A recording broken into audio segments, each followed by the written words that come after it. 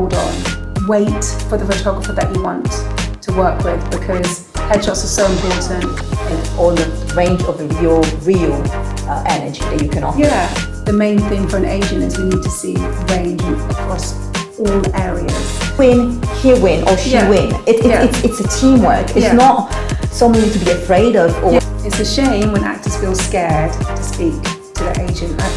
This is your life, and this is hopefully something you want to do for the rest of your life.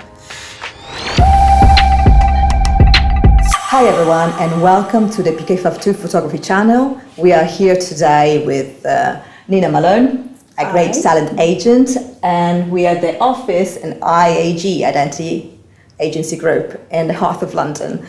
I know it's super busy, so thank you so much for taking time for this interview. We're going to go through the importance of headshots, the new trend, and self-tape, and some special tips for you. So let's begin. Thank you again. I want to start the interview asking, what do you think about the importance of headshots for an actor, and how you pick up a headshot that to you is catchy? I think headshots are the first cut. So that's the first moment that we get to connect with a casting director or producer. So they are extremely important. I think you're looking for colourful images. So I know back in the day we used to do black and white, but I think the focus really now is colour and being really truthful to you. Again, I think back in the day it was maybe black and white or maybe colour, but very glossy. I think now we don't have to be as glossy, we don't have to be as clinical, really looking to see you, really see the authentic you, the real you, see your personality. So you can free it up a little bit from when it was very clinical or was kind of very staged. But basically we need to see your true likeness, and we need to see a range of emotions, and we need to see, if possible, a range of age. So in the agency, we can tailor which headshots we're using to talk about which brief. I can do that when I'm on the phones as well, have a look at this image, and I can do that when I follow that up with mailers. So really, really important. I think the range is the most important thing. I think some people go into headshot shoot thinking this is a selfie shoot or a fashion shoot, or what images do they like best, or maybe their mum likes best, but it really is trying to show you in as many different lights as possible.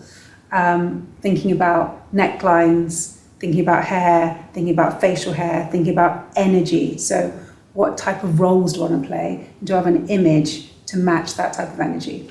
So do you think, of course, taking hair up, of different type of, because that help also to age a bit, following the hairstyle that you have, that will help a lot. Or if you're wearing glasses, maybe have the glasses, because you might go for more type of mom roles or office role. I think if you have piercings, if you have tattoos, if you wear glasses, absolutely take some images with those on, but also take pictures with them off. Obviously not tattoos, but you can cover them up. So there'll be projects that absolutely happy to show tattoos. There are projects that won't be. And if you want to be able to speak to all these roles, you have to show them options of how this could be. So yes, how you would look as the CEO versus how you would look as a character in maybe a young adult show. What's it going to look like? What's the energy going to look like? How would you do your makeup? Again, if you're interested in classical dramas, period drama, Call the Midwife, you can't be too contemporary. You're going to have to show a different side of yourself. And if you're going for those roles, maybe as a female, think about the position of females in those eras. If you're thinking about a glossy US drama, again, that's a more contemporary feel. So think about the necklines, think about your body language, think about your posture, completely different to a period piece. So absolutely take images with the nose rings, with the piercings, with the tattoos, if you wear glasses with glasses, but also take without as well. Yeah, so it gives your agent ammunition, gives us range of what we can use. And what about showing a bit more of the body? So still you think the head and shoulder is the main that's wanted, or having a range maybe in your spotlight profile of showing a bit more of the body that could be sitting at the table when you see half of the body, maybe hands, they not covering completely the face of course, but under the chin or something like it could be useful. Yeah. So I can speak from our agency ethos and my personal understanding of what I like to work with. I personally like a good mid-crop, a good headshot, because how we view it on Spotlight and how castings see it on Spotlight is a tiny thumbnail. So if you're too far back, if the shot's too wide, we can't see you, can't see your face. So I personally am looking for a mid shot and all the story you can tell within that. Again, which is what I'm saying, necklines, body posture, energy, hair, you can change your hair, energy in the eyes, but I'm thinking about this crop works best for me, yeah. And if we're thinking about UK-based talent where Spotlight has the monopoly in this market, that's how the majority of casting directors are going to be communicating, then yeah, it's about what works best on Spotlight. Okay, thank you. About the retouch of the pictures, because that's what I've been seeing quite a lot going, like I've been doing like some research in it, and I've been seeing like a lot of people, like, you know, when you see like over-retouched, don't even notice they're over-retouched picture, over-polished, when you can't see really the skin. No, I think it's nice to see the skin, it's nice to see the blemishes, it's nice to see you and yourself, because that is how you look in headshots, in self-tapes. You cannot present a completely glossy, clear skin if that's not true to you, because then your self-tape is not going to be the same. So I think those bits actually make you more interesting than just a clinical, you know, no life, there's no history on the face. So I find that interesting. Back to when you said, can you do different types of crops and maybe have shots where you kind of see half the body or you're doing other things? I think those may be good for PR and may be good for other parts in your career, but specifically thinking about headshots, I don't personally think those work. But yeah, I think a light retouch, but it has to look like you. And there's no point in catfishing the casting director. They're going to see a headshot and they're going to self-tape and you'll look different. So this is, again, not a fashion shoot. It's not a selfie shoot. This is to present you and your true likeness to get the role that we've just been talking about. So yeah, I think light retouch, but yeah, not too heavy.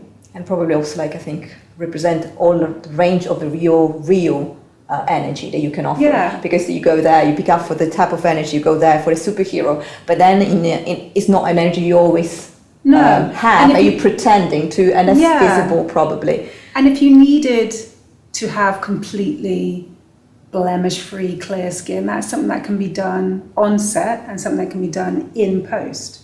But it's you and your acting that's going to get the job.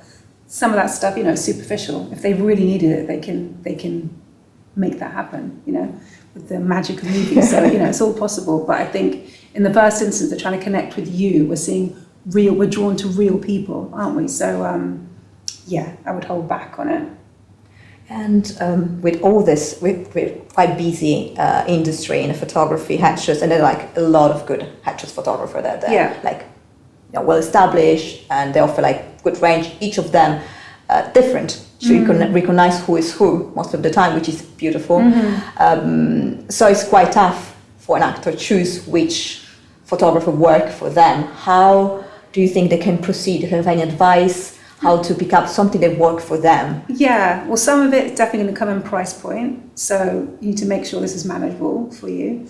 I think have a look on all photographers on their socials, have a look at other actors they've shot and just see kind of the range and what they're doing. Particularly for varied skin tones, really look and see if they've shot people like you. Some skin tones are notoriously harder to light, as we all know, and we've all been in situations where we've not been lit properly. So really, really look at their portfolio, the photographer, because these images you can use for 1 to 2 years. If you're at a certain age where you're not going to change drastically, you can use this for 2 or 3 years. So it needs to make sense. So I think, yeah, you're looking for good lighting, good range in a style of photography, and just having a look at their price points, their socials. A lot of these spaces do have crazy waiting lists, but good headshots are worth waiting for. So if you find a photographer that you connect with, then absolutely go on to waiting lists. They may have dropouts, but most definitely better to wait for the photographer that you want than go and pay for something in the meantime, because they're too important actually. We use them not even just daily, multiple times a day. I'm using headshots, so it's investing on yourself, basically. It is. And some of these headshots, sometimes projects, if they are shooting, there's a really quick turnaround, they will cast from tapes, they'll cast from headshots. And the headshots is what we're using to get in, to have the conversation. So very, very important to get a shot and a shoot that you're really happy with. So yes, best to wait. About self-tape, do you think that having a reader, a good reader, will help you to enhance your performance, or will just make you be like shine a bit less because maybe the reader is too good? Yeah, I think it's actually essential to have a good reader. And I would go a step further and look for the best actor you have possible. Do not tape with your friends and family. Someone giving you a dry read and no energy, it's really hard work for you to bring your A game. And this is the whole point. This is your opportunity to show casting, to show the director everything you can do. So why wouldn't you give yourself the best opportunity by getting the best reader, by workshopping in the character, by testing out your technical setup, so you're not panicked about all of these things, by if it's taping another accent, work on the accent for a little bit. This is the moment. We have typically 2 days to turn around a tape. So you want a plethora of people in your self-tape team, your support group, and you want people who can do a good US, a good UK, ideally male and female presenting, so that any self-tape request you get, whatever the scene is, you know who you're going to call upon, and it's to keep you and yourself in the moment so you can give the best tape.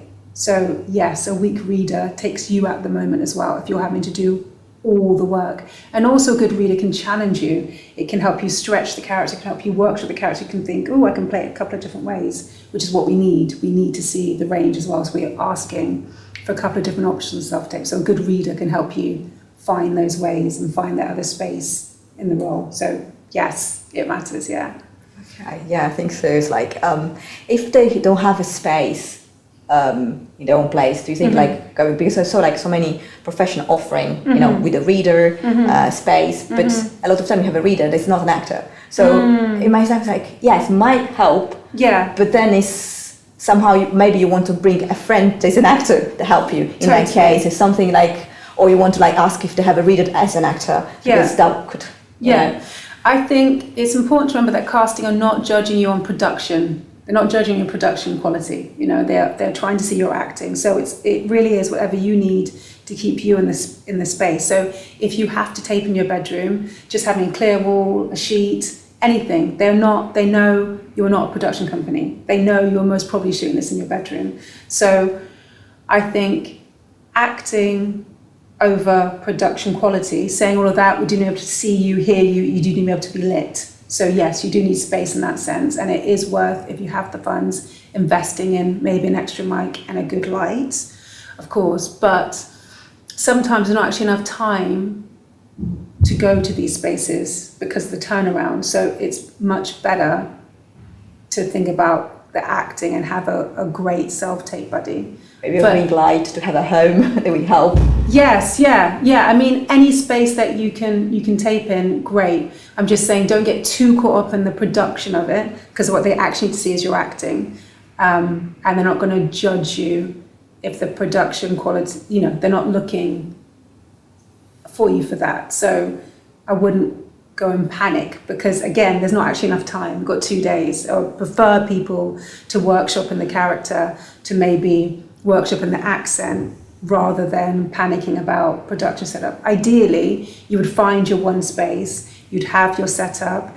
even if you're doing a makeshift tripod or using magazines. I mean, that's what I mean. It doesn't matter as long as we can get the shot and it all makes sense. And if you don't have space, maybe when you are in a space where you have space, taking that one long shot, that one full profile shot, and you can just use that and tack it onto every take. Just try and think as smart as possible so that you're not panicking about that stuff. Because what we need is the acting. And what we need is time to workshop, to do your best character prep, to actually get into a space where you can show your range.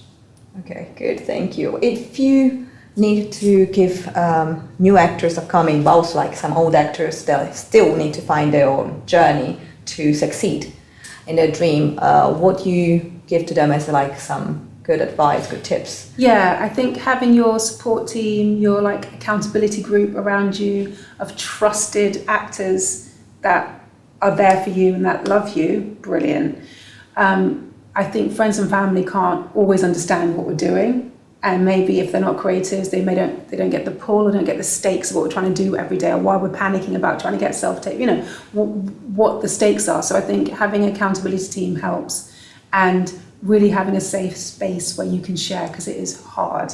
It's really hard and it's really isolating.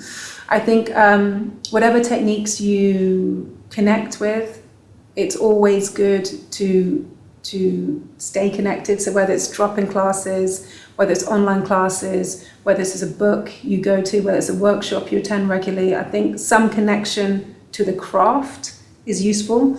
I think of it like going to the gym.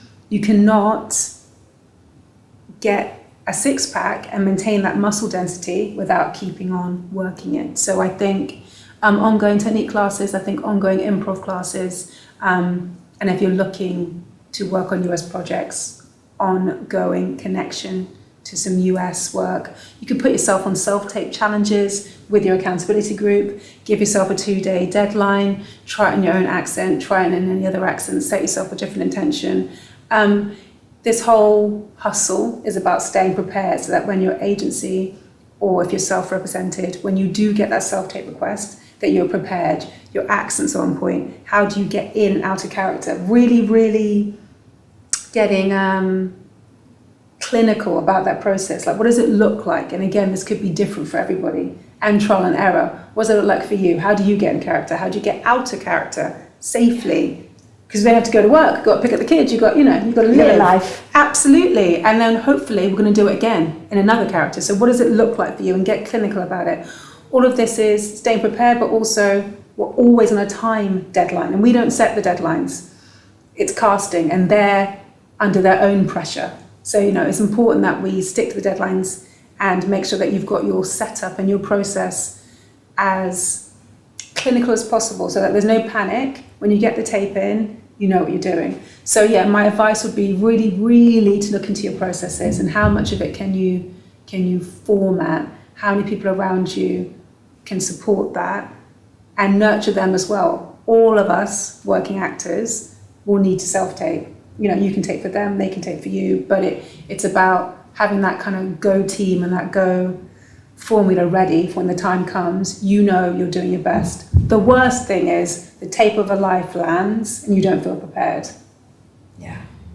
It's heartbreaking. It's heartbreaking for us all. We as an agent, we put our blood, sweat and tears into getting those tapes, and we maintain those relationships to be able to get those tapes. And then when the actor doesn't feel prepared, it's sad for us all. So I think that's the thing of just really getting clinical kind of in the process, and making sure if you do have an agent, your agent has as much ammunition as possible, that we can know as much about you, about the stories you want to tell, about the things that you're passionate about. Again, helps us on the phones in our meetings. It helps us to understand, helps us to tailor our conversations and hopefully find, good opportunities. Yeah, also because I think you should build a relationship with your agent, feel like, I'm not saying like a friend, but like a friend. So they really need to know you, and you need to feel confident, because I find so many times some people, some actors, feel like, oh, I don't know if you can call. Yeah. Oh my God, that's your agent. We work together. If you win, he win or she win. It's a teamwork. It's not someone you need to be afraid of, or because sometimes it happens, and I find it more resilient, not from the agent point of view, but for the actors, feel this. I know it's an interesting relationship, isn't it? It Actor is. to agent. That it's tricky, because yes, it absolutely has to be a partnership, but there has to be trust, there has to be clear communication, because we are going out to bat for our actors. Everybody on this agency can act. We all know that, and we believe that, so we want the best for everybody. And we go into meetings saying we have the best.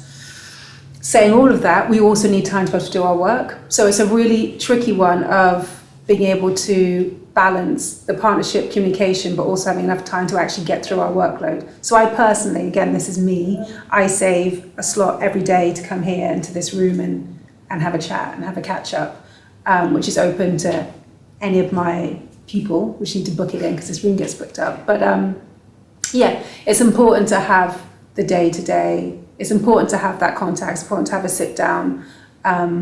But we are all always working on a deadline as well. So it's just finding that balance. But you have to be able to talk. You have to be able to communicate. And on the other hand, the actor needs to also understand there is a background work from the agent, which doesn't mean that he needs to reply on your phone call every 5 minutes. Yeah, which is that's thing, what I mean. And that's the tricky one, as in some of these opportunities are actually on a deadline, as in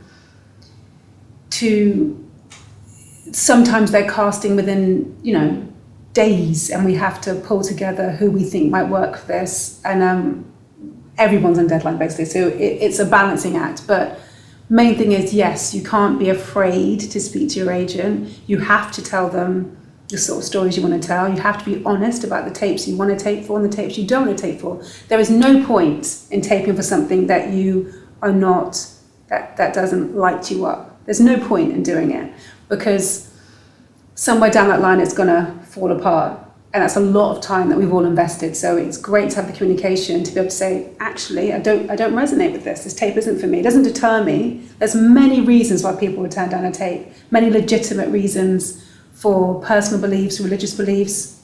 Oh, just because you don't like it.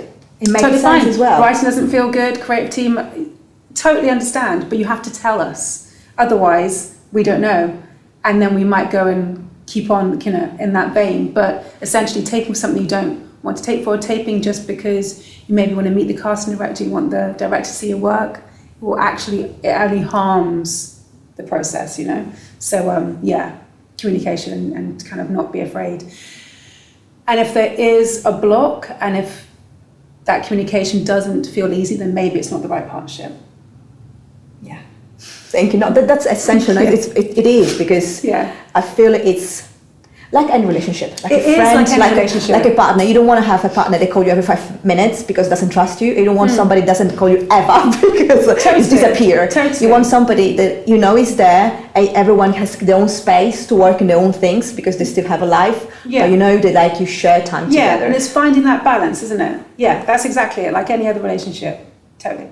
Thank you. You're welcome. Thank you so much. You're welcome. So we finish here. If you find this interesting, you're going to find more link below to read about it, and other interesting things like some link of Facebook, maybe groups where you can go to find some other actors to rehearse with in your self-tape, which is like a lot of people that offers, and maybe you don't have a lot of friends in this field.